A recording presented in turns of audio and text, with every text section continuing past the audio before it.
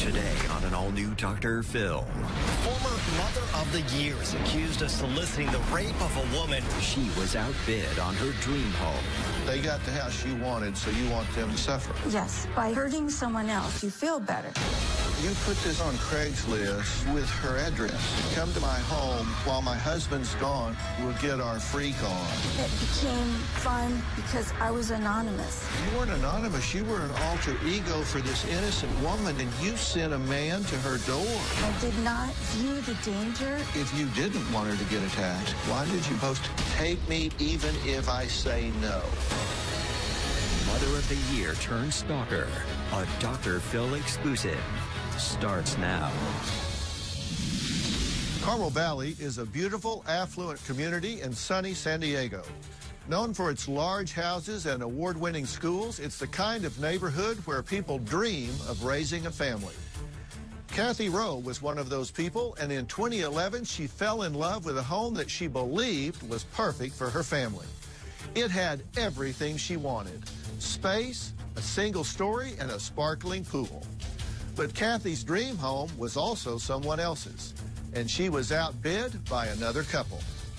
That is where this story should have ended, but instead, it was the beginning of a nightmare for a young couple who thought they were getting a fairy tale home. Kathy Rowe embarked on a year-long reign of terror that ranged from sending thousands of dollars of magazines and adult diapers to the couple's house, to posing as the young wife online and arranging for men to show up at their home for sex. Former Mother of the Year is accused of soliciting the rape of a woman after the victim and her husband bought a Carmel Valley home that she wanted to buy. This is a very unique and in many ways disturbing case. The deal began in September of 2011. Jerry and Janice outbid Rowe on this Carmel Valley home. Upset and hoping to scare them into giving up the house, took out an ad on Craigslist pretending to be Janice. She titled it Carmel Valley Freak Show and encouraged men to come to her home unannounced and have sex with her even if she said no. Characterization of her email correspondence with several men asking them to come rape my wife as a childish prank is absurd. Rowe also did things like send unsolicited mail to the home, as well as send Valentine's Day cards to female neighbors pretending to be Jerry. Kathy Rowe first denied any involvement with these online posts when authorities tracked her internet address, but later she confessed and said it was all a prank. Rowe pleaded guilty to felony stalking after prosecutors say she placed an online ad inviting men to rape a woman who bought the house that she wanted. The former Mother of the Year was sentenced today to a year of electronic home surveillance and 5 years probation. Rowe told detectives the ad was a prank and that she didn't intend to do any harm. Rowe's attorney says his client has PTSD as a result of having to care for her disabled daughter and sick husband. The victims shared some words of their own, telling the court their lives will never be the same. I was diagnosed with PTSD and needed the assistance of anti-anxiety medication to help me cope with the stress. I felt most secure away from my home. The house became my prison. They say they still live in fear. Last year, Kathy Rowe pled guilty to a felony stalking charge. In exchange for her plea, prosecutors dismissed felony charges of solicitation for rape and misdemeanor charges of identity theft and making annoying or threatening communication. So she was sentenced to a year of home electronic surveillance, 5 years of probation, and ordered to stay away from the couple for 10 years. Today, in a daytime exclusive, Kathy Rowe takes us inside her world and reveals what she claims pushed this one-time Mother of the Year over the edge. In fall of 11, there's this house, and there are 7 bidders on this house. It's a popular house. A lot of people are after this house. You place a bid on the house, but at the time that you place the bid, your actual realtor's out of town. Mm-hmm. So her partner is the one you have to deal with that you don't really have a rapport with. Correct. And you later learn that this other couple also places a bid on the house. Mm-hmm. They win the bid. Correct. And their bid was better than yours, right? The money was quicker. It was the same amount of money, but the terms were better. Yeah, Yes. shorter term. Correct. They got the money sooner, so they win the bid on the house. And you don't even know that. You have to call and find out. Well, I saw that the house was being termite inspected, so I called to find out why am I seeing new owners and an inspection company there. I think the lack of communication made it more traumatic because I didn't have that rapport, that ability to get the person on the phone and talk to them. And then it also made it hard to find out that we lost it. And then when my realtor came back into town, she viewed it as not a big deal. She was sort of like, well, if it were meant to be, it would have happened, so we'll have to move on and find a different house. Not recognizing the trauma that we viewed it as. Yeah, and in fact, you said, we just couldn't move on. They kind of offhandedly said, oh, you just didn't win it, you know, you just didn't get the bid, like, no big deal. But it was a big deal to you. Yes. You're married, right? Yes. And you have children. One child. You have one daughter, and I understand that she suffers from a syndrome that she was born with, correct? Correct, a genetic syndrome. Williams syndrome? This is a syndrome that affects a lot of different functions within the body. There are developmental delays. It has intellectual impact. There are different kinds of physical impairments. This is a very pervasive syndrome that makes it very demanding on a caregiver across time, right? Yes. In fact, that was one of the reasons it was so important for you to find a one-story home. Yes. She has medical issues, but she also has behavioral issues. She's like a 5-year-old, I would say. So it's difficult to get her to cooperate and do things. And we lived in a 2-story home, so it was very difficult to get her to go upstairs. So yes, a 1-story home would be so much easier. And she is how old now? She is 16. How old was she in 2007? 9. Okay. In 2006, you're one of San Diego's Mothers of the Year. One of the 50 best in San Diego. In San Diego. Yes.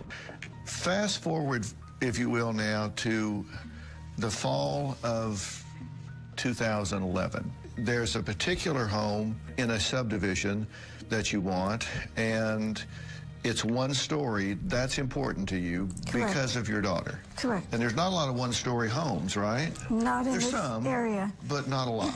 And they have to be in a particular school district. Right. And my husband, he also has medical issues. And so there were some things that we wanted to get to accommodate him as well. And his medical issues are? He had a massive heart attack in 2010. And he was becoming sicker and sicker during the time that this happened. It was hard for him to go up and down stairs. So you've got the problems with your daughter. She's getting bigger, more difficult to manage. Now your husband, he's had the massive heart attack, has a reasonable recovery, but now he's beginning to fade.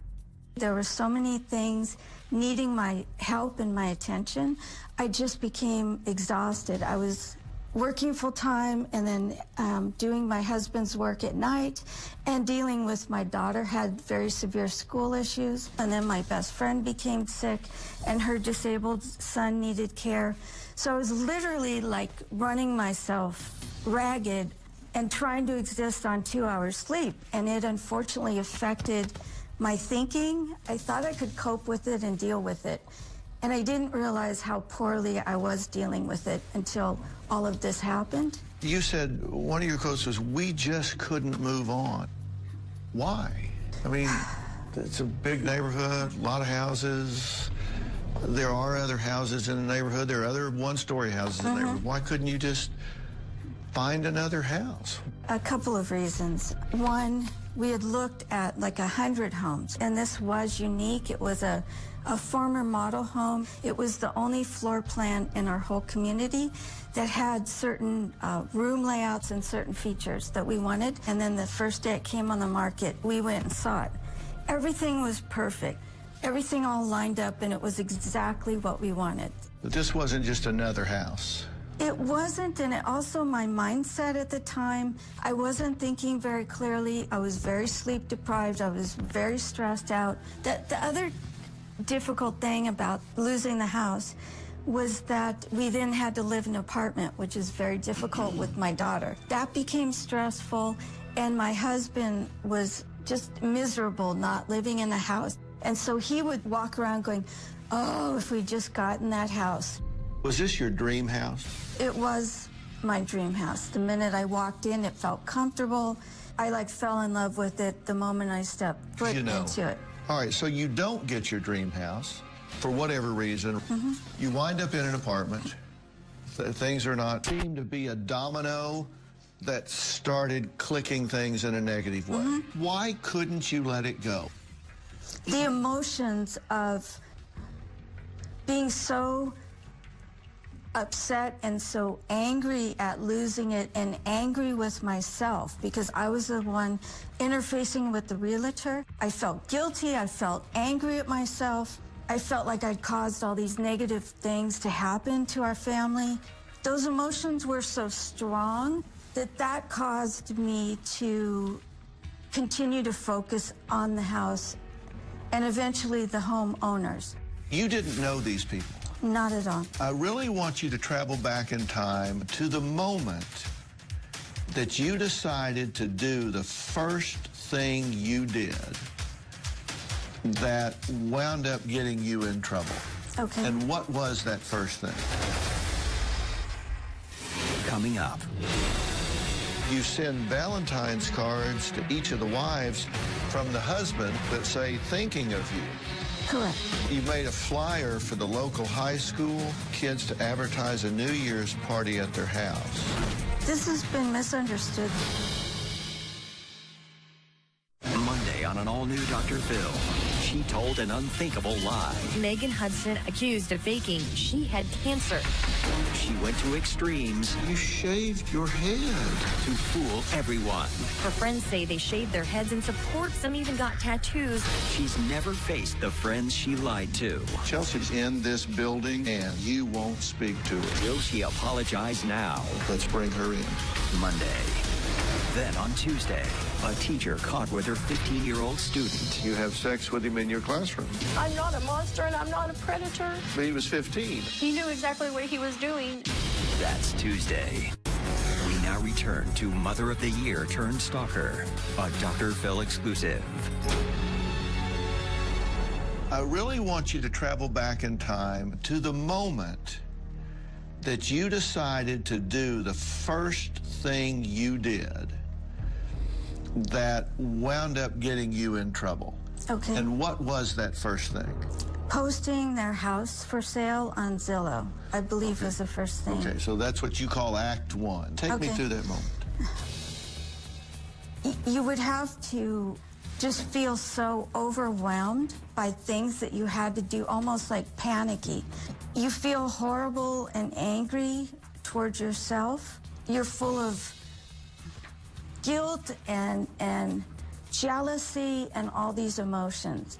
It was sort of a way for me to, I mean, it's a horrible thing to say, that by hurting someone else, it makes you feel better. I mean, it's a very childish, immature, mean thing to say. But that, I think, is the bottom line of what happened. I'm not asking you to analyze it. I'm asking you to take me through that moment at the time. Were you at your computer? Did you just on your computer? Probably, yeah. Well, no, probably. You either were or you weren't. Yeah, I mean, I was hooked up to my computer pretty much 20 hours a day. So you were at your computer. Mm-hmm. And what did you say to yourself? Did you say, I'm going to get them, I'm going to do... What did you say? This has been misunderstood. This has been a really difficult thing to explain because at the time, what I would say to myself is, wouldn't it be funny to do this? I guess it would help to explain when I was younger, like preteen, teenager, we used to do pranks to each other. That was a common thing among my friends. And when I was doing these, in my mind, they were the same thing. They weren't really the same thing. They were harmful. But my thinking at the time was so messed up that I viewed them as funny, not harmful. So That seems really incongruous to me because you just said, I'm up 20 hours, I'm totally overwhelmed, I'm just a zombie sitting there, but I've got this great sense of humor and I'm going to play this prank on these people because I think it's funny. It was sort of a release, a pressure. They didn't try to harm me, they didn't mean to harm me, but them getting the house did harm me. You know, it's a little bit of payback. So it would make the pain less. I knew that the acts would cause embarrassment, annoy them. You said that in a way you thought it felt like I could have a second chance at my dream home if it was back on the market. I didn't really think it would come back on the market. I wasn't doing these things to try to drive them out of the house. It was more annoying and embarrassing them with the neighborhood. That was really more the driving force. It wasn't that I thought I would get the house, and in fact, we already owned a home. So if it had come up on market, I couldn't have purchased it anyway. So, but did it make you feel a little better? It was more the feeling that I'm going through so much pain, so if I cause someone else a little bit of pain, it equalizes it or helps me feel better. Well, you know, old saying, misery loves company, right? It's a horrible emotion. Looking back, you say that was not a good thing to do. I get it. And what you said, I have it in quotes, I felt like I could get it, like I had a second chance at my dream home. It is really stupid now looking back at it. Was exactly verbatim what you said. I know. Okay. It was seeing the ads on Zillow. Yeah. That's what it was seeing it in writing for sale. It wasn't that I thought they would actually sell it. It was more emotionally seeing it for sale again. I could pretend like it was available. Then you started sending magazines like Home and Garden and Cooking and magazines for incontinence and medical supplies. And what was the point of that? To annoy them. Just annoyance? Yeah, having people come to their door or having things come to their house that they got thousands of dollars worth of invoices. Correct. And I did reimburse them for all of the expenses, but it was certainly a pain in the neck calling up and canceling all these magazines. That created a tremendous amount of work for them. You said it was funny to me, not malicious. You said it was just funny. Is that kind of evil funny? Yeah, now I would say it's evil funny. It's not the way I normally think. I'm not a revenge type person. You said you saw it as annoying and funny, but not hurtful. I mean, not hurtful in the sense that they would be attacked in their home or injured or raped. Not that kind of harmful. You stopped their mail at Christmas time. Correct. You made a flyer for the local high school kids to advertise a New Year's party at their house. Actually, it was on Craigslist as a local event. It said something like live band and keg party for the high school? For the one local, yes, the local high school in our area. We're now into like the fifth thing you've done. Now jumped into February, Valentine's Day. You send Valentine's cards to 6 other homes on the cul-de-sac to each of the wives from the husband that say, thinking of you. Correct. And then his initials. What was the end game there? I now see it's to sort of poison their relationship. They were new to the neighborhood. The neighbors don't know them. I can see now that those activities with the neighbors, sending them magazines, the Valentines, posting things, was really sort of to poison their relationship, where their new neighbors would think, gosh, these are weird people or wild people, or we don't really want to get to know them. That's, I think, the bottom line of what my actions would have done. So to be alienated, maybe move away? And not so much to move away. It hurt me that they had purchased the house, moved in, and now they were going to be accepted in the neighborhood. It wasn't because you wanted them to move out so you could buy the house. No. You just wanted them to suffer. They got the house you wanted, so you want them to be miserable. You want them to be alienated from their neighbors and not be happy in your dream home. Yeah, now I realize that's what I was doing. Yes, absolutely. You went on Craigslist, and it said, see me any day. When my husband is not home, we can put our freak on. You were soliciting people to come to her home to rape her. Tuesday on an all-new Dr. Phil. She had sex with her student. Stupid is not a big enough word to describe what you've done. Now, I'm not a monster and I'm not a predator. she could face prison. You did have sex with him in your classroom. Did you resign because you thought I could continue my relationship with him? Yes. He was very flirty towards me. He's not hurt by this in any way. But he was 15. That's Tuesday. Mother of the Year turned stalker. A Dr. Phil daytime exclusive continues. A former Mother of the Year recipient pleaded guilty to felony stalking charges. According to prosecutors, 53-year-old Kathy Rowe placed an ad online inviting men to come to a woman's home in Carmel Valley and rape her. Rowe was apparently upset that the woman and her husband bought a house that Rowe wanted. She told detectives the ad was a prank and that she didn't intend to do any harm. You sent out a flyer to the neighbor.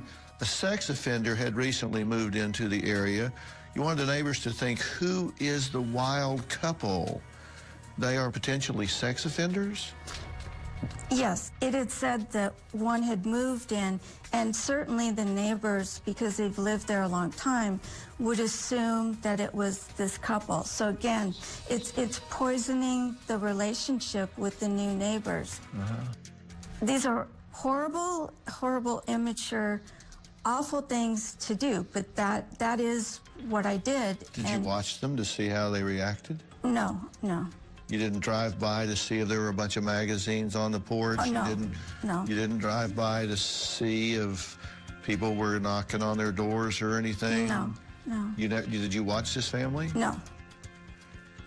You sent religious missionaries to their home, like Mormons and what, Jehovah's Witnesses types, or you sent people to door knock them? Yeah, I signed up for 2 websites. I can't remember. One was Mormon, that you could have somebody come visit to you. You went on Craigslist under Carmel Valley Community Activities, under the Carmel Valley Freak Show, and it said something like, see me any day when my husband is not home, we can put our freak on. And you ultimately got charged with solicitation of rape. Correct. The allegation was that you were soliciting people to come to her home to rape her in a role-play situation while she said no. Right. That was not my intention, but that is how the district attorney's office viewed it. It was a big lesson, especially with the internet and computers. What you may think you're doing can be viewed very differently by other people. So they couldn't get in my head and know what I was trying to do, what I was thinking. It was, again, one of those embarrassing things for the neighborhood that they would think they were wild. That was really the intention of that. But you put this up with her address. Correct. Contact me, come to my home while my husband's gone, we'll get our freak on, and put up her address. Correct. I was thinking that the neighbors would see the ad, and I did not view the danger in posting the address, but at the time my thinking was so messed up that I would just sort of focus on this part of the action and not realize all these other things could occur as well. And you got responses. Correct. And you gave information to one of these men. Coming up. It became fun emailing back and forth with these guys because I was anonymous. You weren't anonymous. You were an alter ego for this right. innocent woman in this house, and you sent a man to her door. We return to Mother of the Year turned stalker, a Dr. Phil exclusive. This woman, she was voted Mother of the Year. Her heart is set on buying a dream home. She bids. She gets outbid. And what does she do? According to police, she goes online and she orders a hit, and she orders a rape of the woman that outbid her for the dream home. Now, I want you to listen to some of the ads. I love to be surprised and have a man just show up at my door and force his way in the door and force himself on me, totally taking me, while I scream no. She's talking to these men online. She says, come by any Monday, Friday, 9 to 3. I like the element of surprise. You gave information to one of these men. One, yes. You gave a picture. Yes. So it wasn't just for the neighbors to see it. Mm-hmm. You just post it. That doesn't make sense. You post it, they see it, they think, oh, weird couple here. But you got a response, mm-hmm. and some guy you say looked like Mr. Rogers. He had on a sweater, so you thought, okay, he looks okay. So you answer him, you give him the picture. Correct. You egg him on to come to the house. So that wasn't for the neighbors. No, that was to get somebody to her front door that you don't know anything about. It was more... Have you ever seen Gacy? Have you ever seen Dahmer? Have you ever seen these guys? They look a lot more like right. Mr. Rogers than they do the Incredible Hulk. Mm-hmm.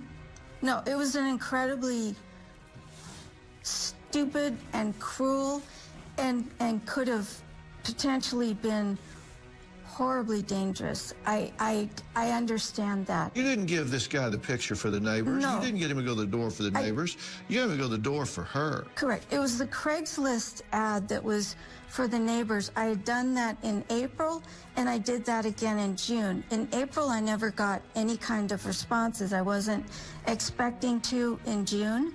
When I got the emails, that was unexpected, and then it became sort of fun emailing back and forth with these guys because I was anonymous. You weren't anonymous. You were an alter ego Her, for right. this innocent woman in this house, and you right. sent a man to her door. Right. I totally accept responsibility. That is what I did.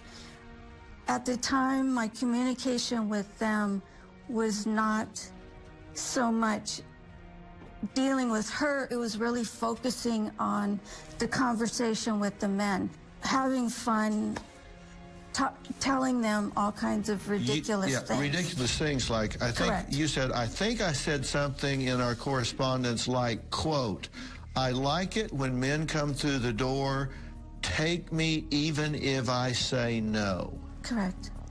Is that not predicate to rape? Coming up.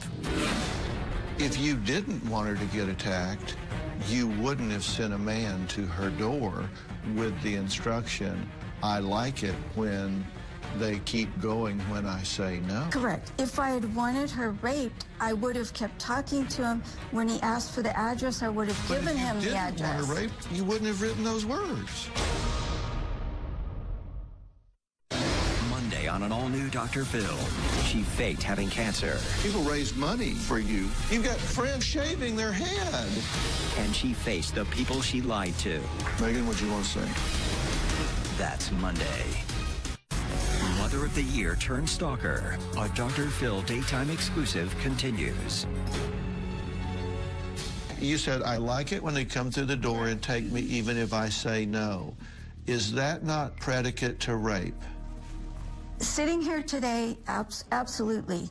That has nothing to do with the neighbors. That has to do with getting that woman raped. That was not my intention. My intention is to keep describing weirder and weirder things, seeing what their reaction was, seeing if they would figure out that I was not who I said I was. I've never sexted or whatever you call it. This is the first time that I've ever written these types of emails, and I think because it wasn't my name out there, it gave me sort of the ability to do it without them knowing who I was. It was sort of a safety feature for me, but unfortunately that became an unsafety feature for her. So when I was emailing back and forth with the guys, it was not like this diabolical thing of, oh, I can get her hurt. It was more really enjoying the back and forth of the emails with the men. Every other comment and email after that was all about consensual acts. And in fact, the man that I wrote that line to made me nervous. When he sent his picture, he didn't seem like fun and funny and somebody who could take a joke. He just didn't look like that, a good-natured kind of person. And so I stopped communicating with him. If I had wanted her to get attacked, I would have kept talking to him. I would have focused my communications on non-consensual activities. I would have picked the more dangerous guy to communicate with. So it was not to create danger with her. If you didn't want her to get attacked, you wouldn't have sent a man to her door with the instruction, I like it when they keep going when I say no. Well, I actually did not send him to the door. He sent the photo. It made me very nervous, what he looked like in his photo. And he asked for the address, and I refused to give it to him, and I cut off communications with him. Let me ask you about this. Sure. I'm pretty much home all day, every day, bored and incredibly horny. I love to be surprised and have a man just show up at the door and force his way in the door and on me, totally taking me while I say no. Janice, what is the person who is writing this trying to do to you? She wanted me raped. This is my wife they're talking about. There's no mistaking the intent there. Okay, how can they view that any other way? You've communicated that to someone. You've said, I'm home. I love to be surprised. I want somebody to take me while I say no. You have set the parameters. You said sex game. Only difference is he can come into your house. Correct. You didn't say come to my house. You gave her address. Correct. You just didn't tell her he's coming. But he came. Yes, he did. Not that man, but another man, the man that looked like Mr. Rogers. I totally understand that that is how they view it. And if the shoes were on the other foot, I could totally see if someone wrote that about me, that would be my interpretation. The whole series of emails are describing more and more bizarre, disgusting things. And when they would come back and say, oh, I don't like that, then I would focus on those even more, trying to make them uncomfortable. See what point are they going to stop communicating with me. Those were your words, right? But if you wrote those words. Correct. If I had wanted her raped, I would have kept talking to him. When he asked for the address, I would have given him the address. If you didn't want her raped, you wouldn't have written those words. At the time, 50 Shades of Grey was very popular. It was more role-playing. But it wasn't about you. It was about an innocent woman that didn't know she was being talked about. Coming up. You're saying, I'm sleep deprived. I don't have enough time. I'm barely getting 2 hours of sleep a night, but you've got time to be ordering magazines and setting up Craigslist and having sex talk. It just doesn't make common sense. We now return to Mother of the Year turned Stalker, a Dr. Phil exclusive. I believe that Miss Rowe continues to be a dangerous person because of her skills of manipulation and her ability to lie.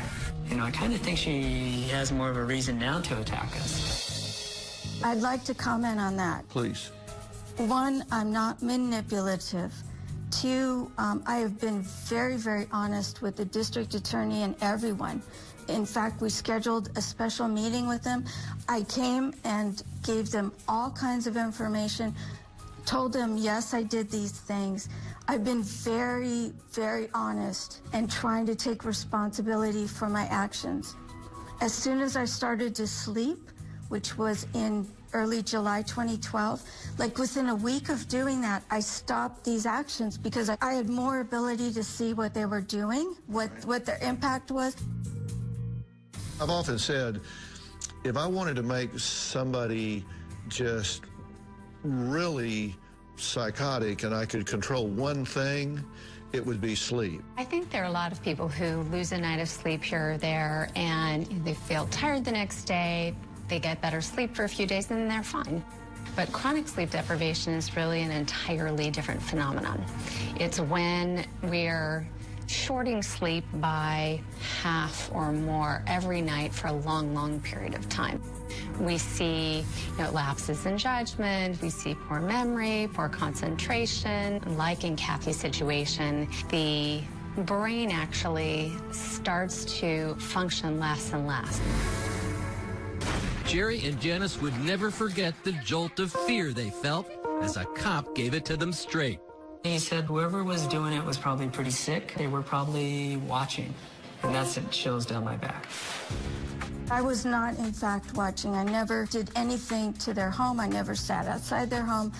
I never sent them something weird in the mail. I never did anything that's considered traditional stalker actions.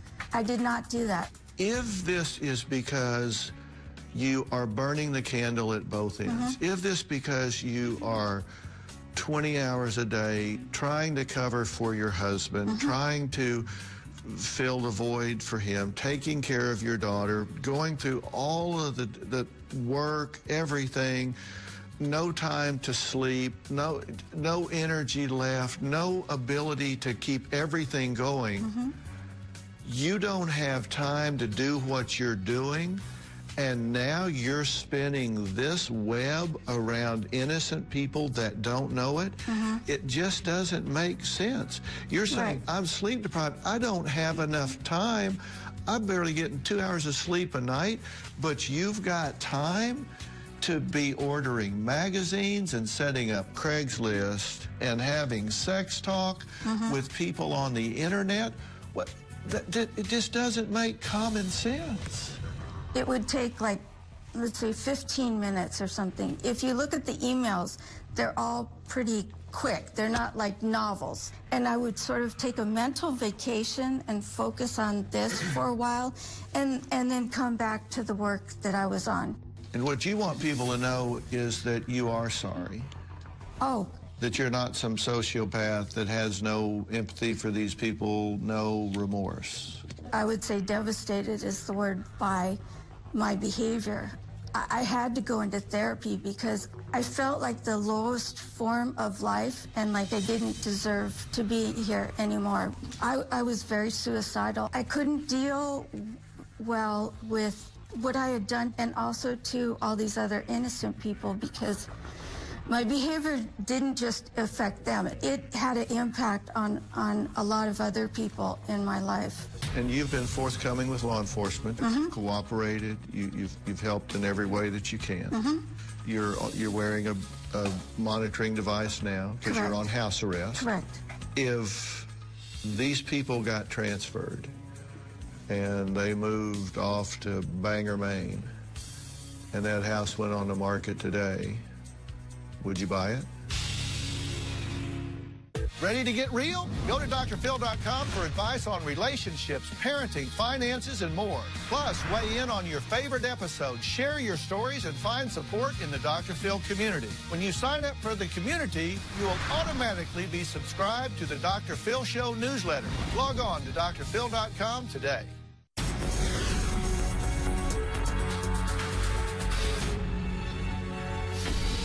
If that house went on the market today, would you buy it? No, because we bought our own house and we've settled into it. It's your dream house. I mean, it hurts. I will always look at that house as what could have been. That when we were there, we should have made an offer and gotten it. So it's viewing it as something that I really screwed up. If that couple is watching this right now, what do you want them to know? Well, I've tried for 3 years to tell them how sorry I am. I wrote them a very long letter of apology. It was 3 pages long, and I wanted to explain to them what happened, why, and that I now understood what I had done was wrong, that they didn't have to worry about me doing anything else towards them. Also, my attorney on my behalf went to the district attorney to find out what things could I do to make amends to them. And the only thing they would allow us to do was reimburse them for all their out-of-pocket expense. So I did that. I wouldn't drive in their track. I wouldn't shop in our local area because I didn't want to run into them. I tried to do what I could to make amends, knowing that no matter what I did, it would be this much amends, and this was the nightmare I caused them. I'm actually a very nice person who did really horrible things. The good thing about behaviors is they have a beginning and an end. You can stop doing behaviors. Yeah. You can stop doing it at this point. So I did long ago. It's the repercussions will never stop. Those will be forever. Kathy is someone that you predict a good and productive life from going forward, right? If she's able to stay grounded in the fact that, you know, people make mistakes, and her mistake was lack of self-care that ended up in, you know, real harm. You know, she was not taking care of herself before this happened. She was taking care of everybody else. And I think she finally does understand life is about balance. This is not about her being a bad person. This is about her making, you know, extremely poor judgment calls. And I think if she can get through that piece, honestly, I'd predict a better Kathy. I've always said you can't give away what you don't have, so you gotta do it. All right, Dr. Breslin, thank you so much for this. Thank I you. appreciate you letting us talk to her because I think it's a great teaching tool, and I appreciate your insights into how you think she got in this situation. My pleasure. For all of you mothers out there that are burning the candle at both ends, you can take a lesson, maybe tear a page from Kathy Rowe's book. Does sleep deprivation explain all of this story? Maybe, maybe not. But decision-making is something that you have to own the consequences of. And for sure, we know that you have to take care of yourself before you can take care of others. And we certainly know that when you choose the behavior, you do choose the consequences. For more information about this and the warning signs that you may be getting exhausted, go to drphil.com. Thanks for being here. We'll see you next time.